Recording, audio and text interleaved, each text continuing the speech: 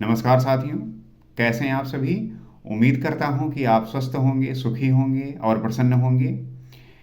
गीता आपको वो ज्ञान देता है, गीता आपको वो बातें बताता है जो आप जानकर आपके भीतर कौन से गुण हैं, आप किन गुणों से ग्रसित हैं और कौन से गुण होने चाहिए, ये सारी बातें बताते हुए आपको अवेयर करता है। और जब आप इससे अवेयर होते हैं तब आप पाते हैं कि हमें किन गुणों से युक्त होना चाहिए, कौन से गुणों से हमें जीना चाहिए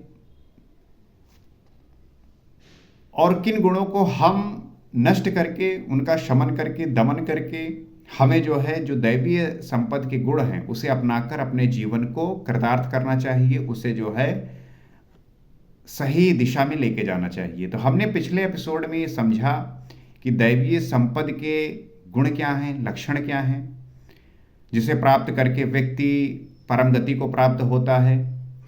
आज के एपिसोड में हम समझेंगे कि आसुरी जो लक्षण हैं, आसुरी जो लक्षण है, आसुरी संपत्ति के जो लक्षण हैं वो समझेंगे और असुरों के स्वभाव को कैसे हम आइडेंटिफाई करेंगे, कैसे वो लक्षण होते हैं जिसे हम जानकर उन लक्षणों से अगर हम ग्रसित हैं, आपके साथी कोई उससे ग्रसित है, परिवार में कोई है, समाज में कोई है, तो उनको उस बात से हम परिचित कराएंगे और बताएंगे कि आपके भीतर ये गुण हैं, इन्हें आप डिलीट करिए और जो दैवीय संपत्ति के लक्षण हैं उसको अपनाकर जिए और फिर ईश्वर को प्राप्त करिए। क्योंकि उसको अपनाने जब तक नहीं अपनाएंगे और जब तक इन असुर प्रवृत्ति के लक्षणों को नहीं डिलीट करेंगे तब तक आप ईश्वर को जान ही नहीं पाएंगे।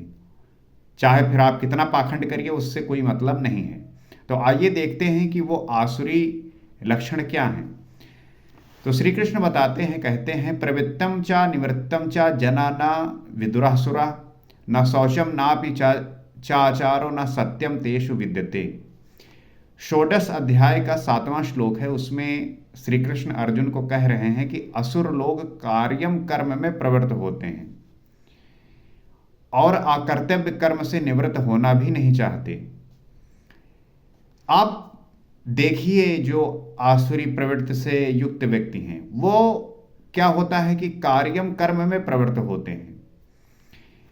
आप जब तक होश में आके कर्म नहीं करेंगे, जब तक आप ये नहीं जान पाएंगे कि वाकई में कर्म है क्या, तब आप जो संसार में काम है उसमें जो आपकी लिप्तता होती है, आसक्ति होती है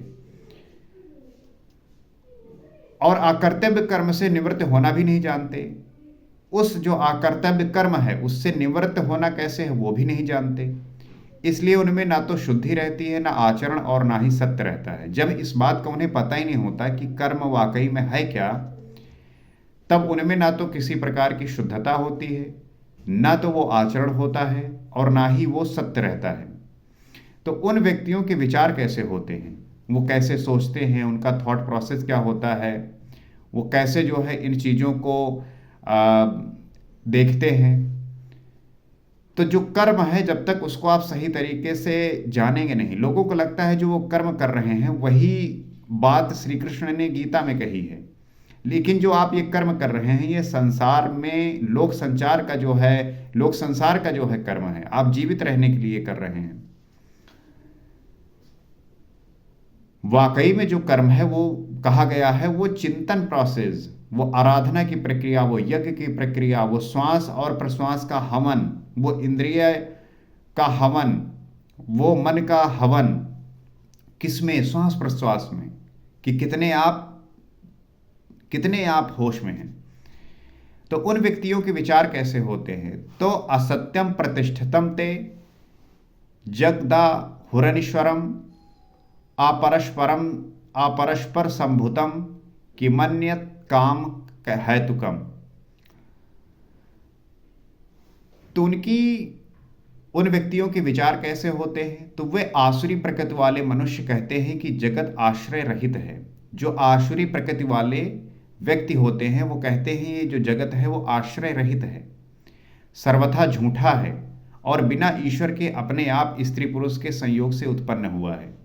वो क्या कहते हैं कि सर्वथा झूठा है, बिना ईश्वर के अपने आप स्त्री पुरुष के संयोग से ये उत्पन्न हुआ है, इसलिए केवल भोगों को भोगने के लिए है, इसके सिवाय और क्या है।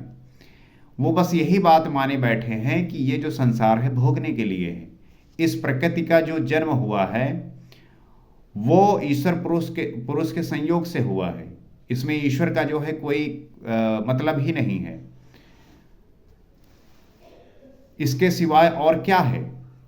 तो आप देखेंगे इस संसार में ज़्यादातर जो लोग हैं वो इसी तरीके से जीते हैं कि प्रकृति में हम पैदा हुए हैं, इसका जो भोग है, इसका जो काम है, इस प्रकृति को हमें भोगना है, इसे जो है प्राप्त करने की कोशिश करना है।